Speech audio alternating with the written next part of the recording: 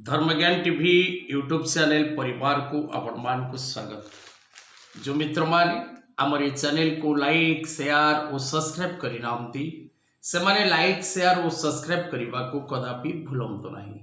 दर्शक बंधु आज रे कार्यक्रम रे आमी आलोचना करिबा शुक्र चलन 18 सेप्टेम्बर 2024 तुला राशि को निजर स्व राशि दैत्य गुरु शुक्राचार्य चलन करिवे। शुक्र गोचर 18 सेप्टेम्बर 2024 प्राय 12 अक्टोबर 2024 पर्यंत तुला राशि रे रहिबे शुक्र। शुक्र ग्रह कन्या राशि रे नीचस्थ एवं मीन राशि रे उच्चस्थ। शुक्रंकर मित्र बुध एवं शनि। विशेषकरी 25 दिन एही गोचर समय अनेक गुड़िए राशि व्यक्ति विशेष मान जीवन में अनेक प्रकार शुभ फल प्रदान करिबारे सहायक हब। मालव्य नामक राजयोगर प्रस्तुति। शुक्र होचंती सुख समृद्धि सौंदर्य कला संगीतर कारक ग्रह। दैत्य गुरु शुक्र जदि आपणकर जन्म जातक उच्चस्थ मित्र ग्रह युक्त एवं मित्र ग्रह दृष्टि रे थांती तेबे आपण निज जीवन में समस्त प्रकार सुख और सौभाग्य लाभ करिथांती। 18 सेप्टेम्बर दिबा 1:55 समय रे शुक्र चित्रा नक्षत्र तुला राशि को प्रवेश करिवे। तेणु चित्रा नक्षत्र तुला राशि को शुक्रंकर एही प्रवेश जो राशि गुड़ी को शुभ फल दब से माने प्रायतः प्रत्येक दिगरु प्रत्येक क्षेत्र पूर्ण शुभ फल प्राप्त करिवे। दर्शक बंधु शुक्र ग्रह सुख सौभाग्यर कारक ग्रह। शुक्र सौंदर्य सह कला सह संगीत सह विशेषकर जो माने कला जगत रे अछंती संगीत जगत रे अछंती एक्टिंग करूछंती मीडिया सेक्टर रे अछंती प्रशासनिक सेवा रे अछंती एजुकेशन सेक्टर रे अछंती सेमानक पाई अत्यंत शुभ फल प्रदान करिवे। तबे दर्शक बंधु क्यों राशि व्यक्ति विशेष माने ए शुक्र चलन शुभ फल प्राप्त करिवे आसंतु से विषय रे आलोचना करबा। दर्शक बंधु अक्टोबर मासरे दुर्गा पूजा हवा को जाउछि। प्रत्येक वर्ष भली मुक्तेश्वर ज्योतिर्गवेषणा केंद्र परिवार तरफ 5 दिनात्मक दुर्गा महोत्सव आयोजन करा जाए। एक 5 दिन जो पूजा बिल्ववरण ठारू विजयादशमी पर्यंत षष्ठी सप्तमी अष्टमी नवमी और दशमी 5 दिनात्मक दिवस रे आपण जदि माँ कनक दुर्गा पूजा मंडप रे उपस्थित रही निज जन्म कुंडली मध्य थिबा ग्रह जनित दोषरु मुक्ति पाइबा पई चाहुथांती तेबे तळे दिया नंबर रे जोगाजोग करिवे। शत्रु विवाद पति पत्नी दाम्पत्य जीवन दुख कष्ट व्यवसाय रे पतन माले मकदमा कोर्ट कचेरी एवं निज जन्म कुंडली मध्य जदि कालसर्प दोष अंगारक दोष पितृदोष गुरुचंडाल दोष मांगलिक दोष विष दोष ग्रहण दोष पिशाच दोष एवं नवग्रह जनित पीड़ा आपण भोग करुथांती तेबे आपण निजे उपस्थित रही पूजा करिवे। पूजार जहा चार्जेस ताहा आपण को पेमेंट करबा को पड़िबो।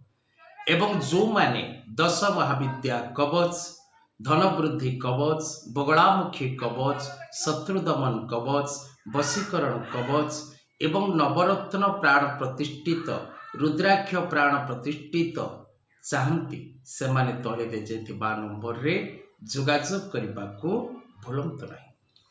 तबे दर्शक बंधु शुक्र चलन क्यों राशि को करिबो मालामाल आसंतु से विषय रे करिबा संपूर्ण आलोचना।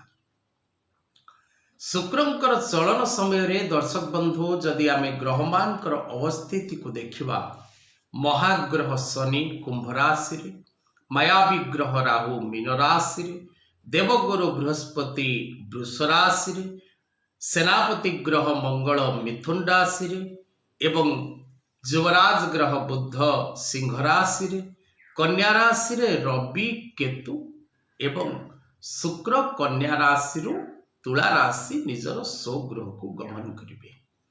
ତେଣୁ ଏ ପ୍ରକାରର ଗ୍ରହ ଅବସ୍ଥିତ ବିଶେଷ କରି 12ଗୋଟି ରାଶି ମଧ୍ୟରୁ କେଉଁ କେଉଁ ରାଶିର ବ୍ୟକ୍ତିଙ୍କ ଜୀବନରେ ଶୁଭ ଫଳ ଦେବ ଆସନ୍ତୁ ଜାଣିବା।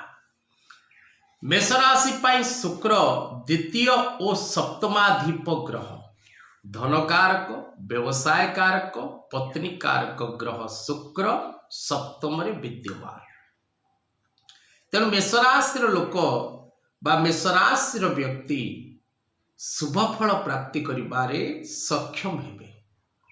ବୃଷ ରାଶିର ବ୍ୟକ୍ତି ନିମନ୍ତେ ଏକମ ଓ ଷଷ୍ଠ ଭାବର ସ୍ୱାମୀ ଷଷ୍ଠରେ ଅବସ୍ଥାନ କରିଛନ୍ତି। ତେଣୁ ବୃଷ ରାଶିର ଲୋକ ପ୍ରତ୍ୟେକ କାର୍ଯ୍ୟ ଭାବିଚିନ୍ତି କରିବାର ଆବଶ୍ୟକତା ରହିଛି। ମିଥୁନ ରାଶି ପାଇଁ ଦ୍ୱାଦଶ ଓ ପଞ୍ଚମ ଭାବର ସ୍ୱାମୀ ଶୁକ୍ର ପଞ୍ଚମରେ ରହିବେ। ତେଣୁ ପ୍ରତ୍ୟେକ କାର୍ଯ୍ୟକୁ ଆପଣ ବୁଦ୍ଧି ବିଚାର କରି ଆଗକୁ ନେବା ପାଇଁ କରୁଥିବା ପ୍ରୟାସରେ ସଫଳତା ଲାଭ କରିବେ। ମାନ ସମ୍ମାନ ପ୍ରାପ୍ତି କରିବେ। ଅନେକ ଦିଗରୁ ଆପଣଙ୍କୁ ଶୁଭ ସମ୍ବାଦ ଲାଭର ମଧ୍ୟ ଯୋଗ ରହିଛି। କର୍କଟ ରାଶି ଏକାଦଶ ଓ ଚତୁର୍ଥ ଭାବର ସ୍ୱାମୀ କେନ୍ଦ୍ରରେ ବା ଚତୁର୍ଥରେ। କର୍କଟ ରାଶିର ବ୍ୟକ୍ତି ପ୍ରାୟତଃ ଶୁଭ ଫଳ ଲାଭ କରିବେ। ପ୍ରତ୍ୟେକ ଦିଗରୁ ଶୁଭ ସମ୍ବାଦ ପ୍ରାପ୍ତି କରିବେ। ସିଂହ ରାଶି ନିମନ୍ତେ ଦଶମ ଓ ତୃତୀୟାଧିପ ତୃତୀୟରେ ମଧ୍ୟ ଫଳ ଲାଭ କରିବେ।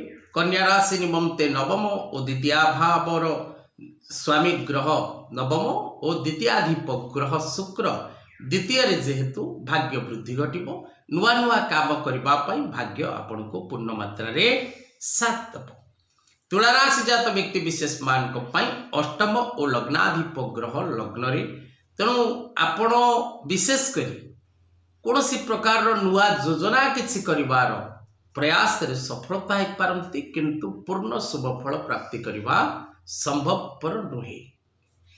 ବିଛା ରାଶି ଜାତ ବ୍ୟକ୍ତି ବିଶେଷ ମାନଙ୍କ ପାଇଁ ସପ୍ତମ ଓ ଦ୍ୱାଦଶ ଭାବର ସ୍ୱାମୀ ଦ୍ୱାଦଶରେ। ବୈବାହିକ ଦାମ୍ପତ୍ୟ ଜୀବନରେ ସୁଖ ବୃଦ୍ଧି ଘଟିବ। ଦୂରଯାତ୍ରା କରିବାର ସୌଭାଗ୍ୟ ଲାଭ କରିବେ। ନୂଆ ବ୍ୟବସାୟ ଆରମ୍ଭ କରିବା ପାଇଁ ସମୟ ଶୁଭପ୍ରଦ ରହିବ ଏବଂ ବିବାହ ବୟସ ଯଦି ଆପଣଙ୍କର ଉପନୀତ, ତେବେ ବିବାହ ପାଇଁ ଲାଗୁଥିବା ପ୍ରସ୍ତାବ ସ୍ଥିରୀକରଣ ହେବାର ଯୋଗ ରହିଛି। ଧନୁରାଶି ନିମନ୍ତେ ଷଷ୍ଠାଧିପ ଓ ଏକାଦଶାଧିପ ଏକାଦଶରେ ସର୍ବନବଗ୍ରହାଣମ ଏକାଦଶସ୍ଥ ଫଳଦା ଶୁଭମ ଭବତୁ। ତେଣୁ ଧନୁରାଶିର ବ୍ୟକ୍ତି ମଧ୍ୟ ଶୁଭ ଫଳ ଲାଭ କରିବେ। ମକର ରାଶି ପାଇଁ ପଞ୍ଚମ ଓ ଦଶମ କର୍ମଭାବର ସ୍ୱାମୀ ଗ୍ରହ ଦଶମରେ।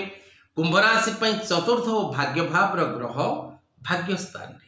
ତେଣୁ ମକର ଓ କୁମ୍ଭ ରାଶିର ଅଧିପତି ଯେହେତୁ ତୁଳାର ପଞ୍ଚମ ମୂଳ ତ୍ରିକୋଣ କୁମ୍ଭ ରାଶି, ତେଣୁ ମକର ଓ କୁମ୍ଭ ଏ ଦୁଇଟି ରାଶି ମଧ୍ୟ ଶୁଭ ଫଳ ପ୍ରାପ୍ତି କରିବେ। ମୀନ ରାଶିର ବ୍ୟକ୍ତି ବିଶେଷ ମାନଙ୍କ ପାଇଁ ତୃତୀୟ ଓ ଅଷ୍ଟମ ଭାବର ସ୍ୱାମୀ ଶୁକ୍ର ଅଷ୍ଟମରେ। ତେଣୁ ବିଶେଷ କରି ଆପଣଙ୍କର ପରାକ୍ରମରେ ଆପଣଙ୍କର ପୋଜିସନରେ କିଛି କମି ଆସିବାର ଚାନ୍ସେସ୍ ରହୁଛି। ତେଣୁ ସାବଧାନ ହିସାବରେ ବିଚାର କରି ଏବଂ ଧୈର୍ଯ୍ୟ ଧରି ପ୍ରତ୍ୟେକ କ୍ଷେତ୍ର ପ୍ରତ୍ୟେକ ସମୟକୁ ଆଗକୁ ନେବାକୁ ଚେଷ୍ଟା କରନ୍ତୁ। ଦର୍ଶକ ବନ୍ଧୁ, ଆଜିର କଥାବସ୍ତୁକୁ ଏଇଠି ରଖିବା। ଜୟ ଜଗନ୍ନାଥ।